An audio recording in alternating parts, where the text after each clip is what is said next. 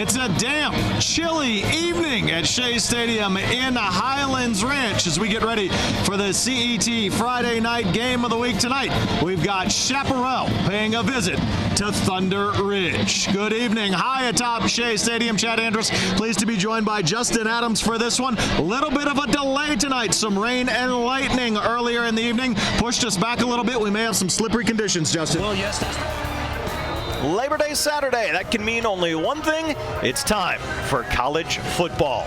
A warm, sunny Saturday afternoon in Greeley, Colorado, where the Northern Colorado Bears will kick off their season against the Yotes from the College of Idaho. Welcome inside Nottingham Field for this one. Alongside the receiver Paul Browning, I'm Chad Andrus. We'll have the call for you today as the Bears open up their season following up a 6-5 campaign from a year ago against the College of Idaho. The Yotes played a game last week, losing to Montana Western 16-14. It's their second outing of the year. Speaking of those Yotes, they come in with a very, very strong defense, Paul, led in the secondary by the two-time All-American Nate Moore. Yes, Nate Moore, two-time All-American, had a school record 119 tackles last year, leading the team in tackles this year with 16, just looking to spearhead that defense and really slow down the UNC offense, and he's got a tough job ahead of him. Moore and his crew will definitely have their hands full today because Jacob Knipp is back for the Northern Colorado Bears after a shoulder injury against Abilene Christian early in the year last year. He lost his position, was out for the season. He gets to reclaim that throne today.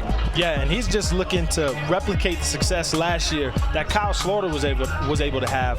But now you talk about how Coach Collins has the confidence in the young man to have the mentality and the toughness of a middle linebacker, but at quarterback. So it's really fun to watch him play. Bears are back. Offense expected to be very strong again. We'll see how they do against Nate Moore and that College of Idaho defense today. It's the opener for Northern Colorado, the second game of the season for the College of Idaho, and we've got it for you next on CET Sports.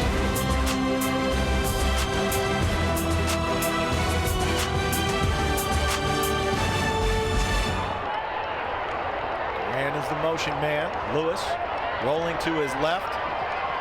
Pressure coming, escapes, running back to his right. Lewis has got an open lane. He's heading for the pylon, and he's got it. Touchdown, Legacy.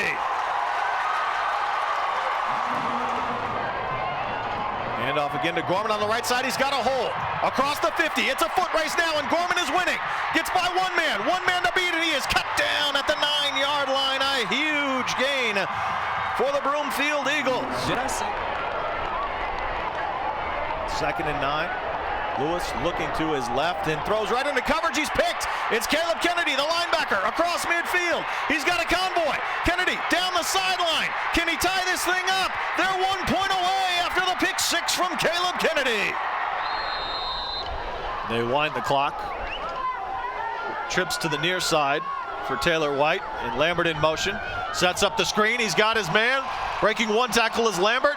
Now a stiff arm inside the 30 and out of bounds. A big gain for the running back, Spencer Lambert. That's what you call Chaparral. Ruth out of the shotgun. Looking to his left. Over the middle, has a ball tipped twice, and it is pulled down by Tyzel Lewis after two Grizzlies had a chance to pick it. Lewis comes in and snags it away for a first down. You talk about. Now under center. Ruth will hand off to Smithwick, and he is stuffed at the line of scrimmage. There's that man, Frazier, leading the charge along with Strassheim, those linebackers, and Trevor Feldy as well. And you just see what makes Frazier so special. He's able to stick his hand in any type of gap and make the tough tackles. It's a kid who has a bright future at 6 foot 215. If he can grow a little bit, will definitely be on the radar for some college programs after leading a program like Thunder Ridge in tackles as a sophomore. Smithwick on the second down carry goes nowhere. He is thrown backwards for a loss. Nice penetration on the corner that time. Yeah, Zach Harris coming off the edge. Take a look what he does on the right side. Sheds a block. It's able to wrap up the ball carrier for a tackle of loss. 3rd and 11 coming up for Chaparral.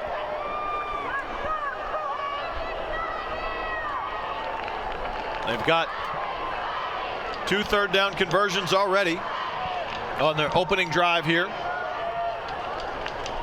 Under 5.5 to play, first quarter, no score yet. Ruth flushed out of the pocket to his left, has room to run.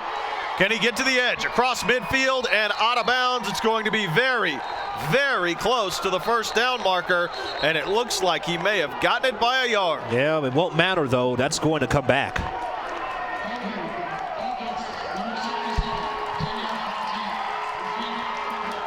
John Dutton, the 6'3" senior at the left tackle spot, called for the hold as Ruth got away around that left side. Yeah, you can talk about how big Mr. Dutton is. Take a look at him on the right side of the formation, actually on the left side. And he got a good block so far, but you can't do that. And I'll tell you what, that's not only holding, but he's lucky that he didn't get called for a personal foul on something like that. Now this is going to be 3rd and miles to go for Chaparral.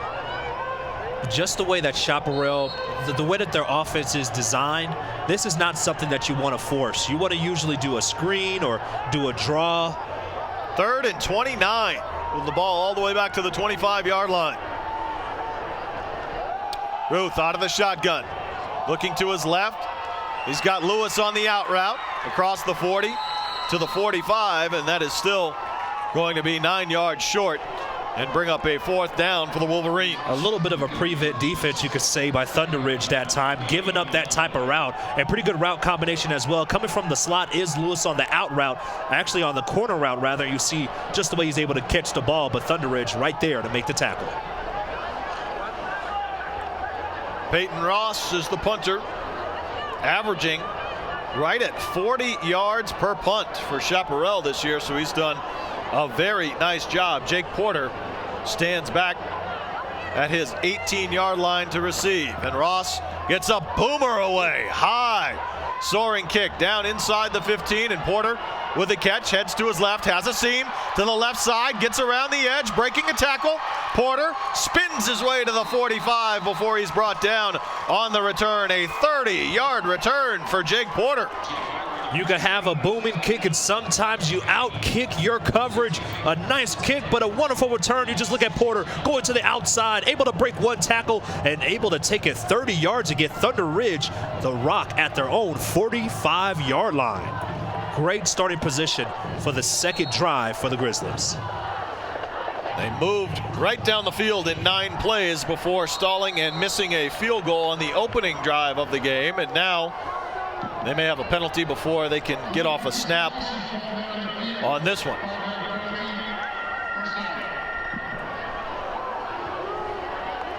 And I believe they broke the huddle with 12 men. Yeah, those are the things that they take away your momentum. You have the ball close to midfield, and it gets to the point you're now at the 5th game of the season, and that's just not acceptable. You have to be able to know the personnel on the field. After a 30-yard punt return, they give 5 away before even taking a snap. Now Lambert on the first down carry will get 2 before he is brought down as that Wolverine defense closes in. Nice tackle made up front. Chaparral is forcing Thunder Ridge. They're pretty much telling them, by the way that they have their coverages, they're saying you cannot run on us consistently. To cover one, they have man-to-man coverage all the way throughout. See a lot of guys going both ways for Chaparral here early. Doug Wick made a play on the tackle before, and that time he comes around the edge and gets that big paw up to bat White's pass down. Yeah, speaking of paw, he plays the tiger position for Chaparral, and he comes off the edge, puts his big hand in the air, and is able to knock the ball down. 3rd and 13 for Thunder Ridge. And this is what happens when you have a penalty on first down. It gets you out of sync, out of schedule, and now you have to deal with the 3rd and long. Wick is on the right edge. Wilson is on the left edge. And here they come, chasing down White. Steps up, has a man off of Porter's hands. Almost picked off by Ross. Can't handle it. It brings up 4th down for the Grizzlies. Yeah, lucky that wasn't an interception. If Porter could have came down with the ball, it would have been very close to a first down as White rockets the ball over the middle. But anytime you get the ball popped up in the middle of the field, 9 times out of 10, it's going to be intercepted. That time, luckily, it wasn't. Even with the tackified sticky gloves in football now, you're still seeing with the rain earlier this evening, a lot of balls ricocheting off hands, a lot of could-be catches are sliding right through. So that's where you take the gloves off. You know, you play like back in the day, right? You play with your hands, the hands that God gave you. That's what you do. Wyatt Ham fields a high snap and gets the punt away for Thunder Ridge, and it will take a Grizzlies bounce inside the 25, still rolling down to the 21-yard line, and that is where Chaparral will take over with 3:24 left, barring this penalty that comes in late at the end of the punt. Behind the play, the punter, Wyatt Ham, was getting tied up with Riley Golden, and we've got an altercation happening near midfield.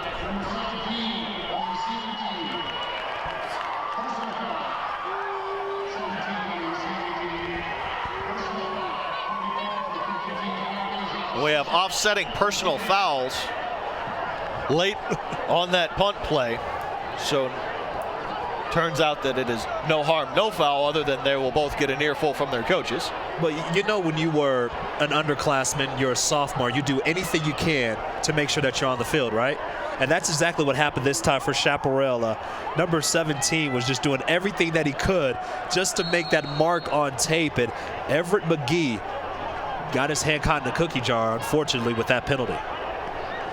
Connor Ruth on first down, hits his man on the slant. He's got Ross, and that catch is good for 11 and a Wolverine first down. I like that call.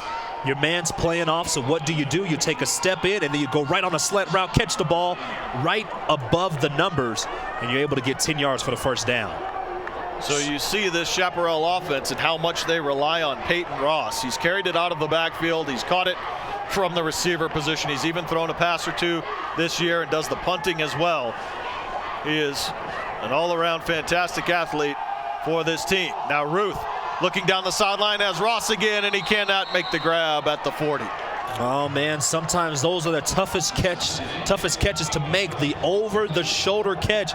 And Ross has beaten his man, and you just see the ball is right there. Got a little bit of a push off, but not able to reel in the catch. 2nd and 10. Sports fans, you can catch the best in local sports talk radio every afternoon from 4 to 6 on CET. Join Eric Goodman, Les Shapiro with Afternoon Drive, simulcast each weekday on Mile High Sports Radio, AM 1340, and CET Comcast, channel 900. On the 2nd and long play, they go off left tackle trying to follow Jackson Hoops, and nothing is there for Smithwick that time. Brings up 3rd and 9 for Chaparral. Defensive battle on both sides right now, and you know, this is a big play for Chaparral. You got to get something going here. You got a first down on a quick slant to Ross. Now what do you do on 3rd and long? I say you go and look to get the ball to Tyzel Lewis. He's one of your burners on the wide receiver position. He's Lewis on the bottom of your screen. To the bottom, Ross to the top. Smithwick in the backfield. Ruth flushed out, turns back to his right, goes deep down the field looking for Ross, who comes back and makes the catch on the far sideline. Oh, we'll see. It is a catch. What an amazing play by Ross. How did that young man keep his foot in bounds? How many times do you see, even at the professional level, analysts say the receiver has got to come back and fight for the ball? Well, look what Peyton Ross does right there. He came back and ran right through the defender to make the catch. Unbelievable play by Ross. That's just a young man who wants the rock. You just see the determination on his face to come back and get the ball. But let's also give a shout out to Connor Ruth. What a throw. Now Smithwick will carry to the left side, and he is stacked up and brought down behind the line as flags fly. We are going to have another personal foul coming here late after plenty of extracurricular activity. Big number 60, Zach Niederman, coming in to make the stop that time. Yeah, you want your guys to play hard, but they got to play under control, and that's not going to be good.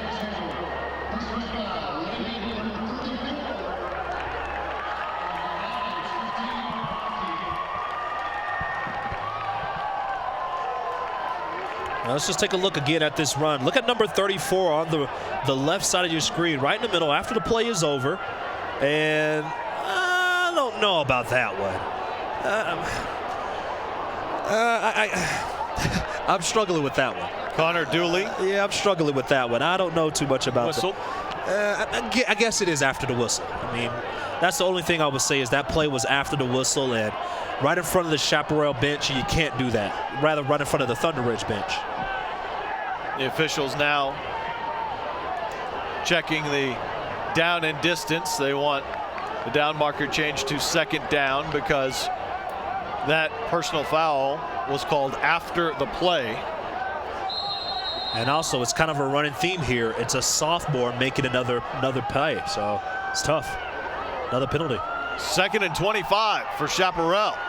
Ruth has an open man. He's got his tight end. There's Wick again, making plays on both sides of the ball. He is down inside the 20, but a flag near midfield once again. Yeah, Wick has the ball one way, but this penalty would take Chaparral the opposite way. Chaparral continuing to struggle. And one of the things that Rod Dobbs told me this week was that they had to eliminate mistakes. Too many penalties in the games they lost. Even in the Highlands Ranch game, 10 personal fouls called against Chaparral against Highlands Ranch and losing that game. And you're seeing that trend pick up here again tonight. Yeah, it's just undisciplined play. And also you have number 73, that's Corbett, the senior guard with the hold. And man, you can't have penalties like that. You're starting to make some moves on offense. Now you have 2nd and 35. Trips to the top of the screen for Connor Ruth, the sophomore.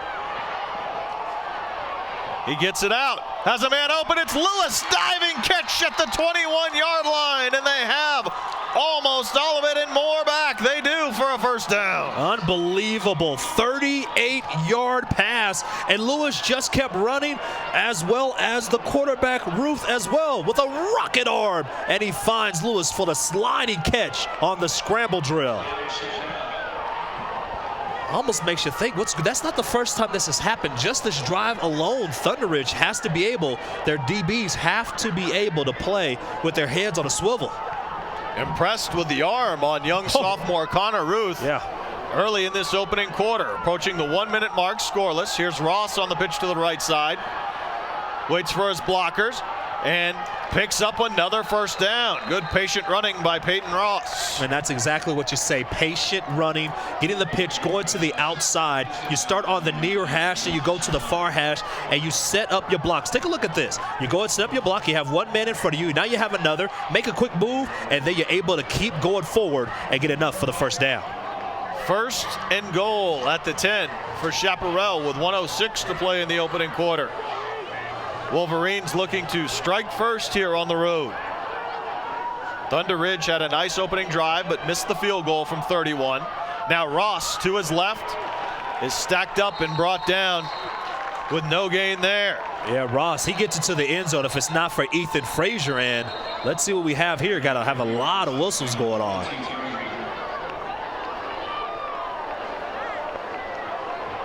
A lot of official conferences early in this one as it was the line judge, Rob Scavo, coming in and throwing that flag to the ground at the end of the play.